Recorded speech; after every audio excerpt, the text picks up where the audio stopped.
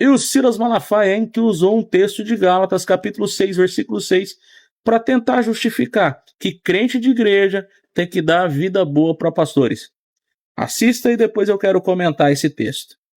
Leia, o pastor tem que ser bem tratado. O pastor, trate bem o teu pastor. Tem texto na Bíblia que é uma lambada, Eliel. Gálatas 6,6. Olha o que diz esse texto. Aquele que é instruído na palavra, reparta os seus bens com aquele que o instrui. Você que está reclamando do salário de pastor, você já deu a metade que você tem pro teu pastor? Então cala a boca. Gálatas 6,6. Aquele que é instruído na palavra, reparta os seus bens com aquele. Aquele que está sendo instruído na palavra, faça participante de todas as coisas boas, aquele que o instrui. Gálatas 6,6, versão Almeida, revista e atualizada.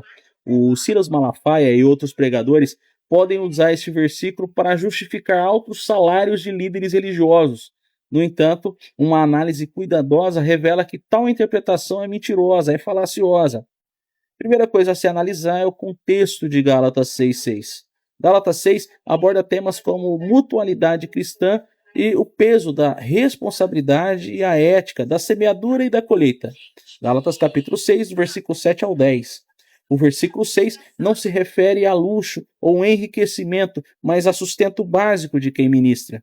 A ideia de todas as coisas boas refere-se a bens necessários para a sobrevivência, como comida, abrigo e apoio justo, não a acumulação de riquezas ou salários exorbitantes. Outra coisa a se analisar é o contexto imediato. Paulo exorta os cristãos a cuidarem uns dos outros, inclusive daqueles que dedicam suas vidas ao ensino do Evangelho. Isso deve ser feito com equilíbrio e com espírito de generosidade, não em benefício de extravagâncias. Outro ponto a se considerar é o ensino de Paulo sobre o sustento ministerial. Paulo sempre foi enfático em sua postura sobre o sustento de cristãos que ensinam, mas sempre com foco na moderação e no exemplo de humildade.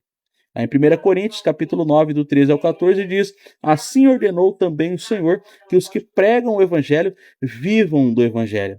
Vivam, não acumulem.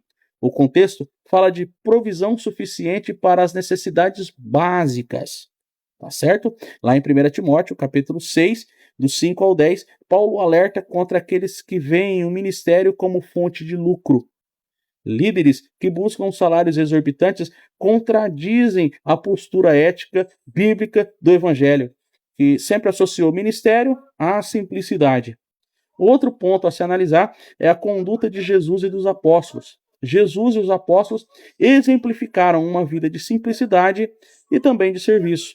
Jesus Cristo não possuía riqueza material. Ele dependia de doações. Lucas capítulo 8, versículo 2 e 3. E se identificava com os mais humildes.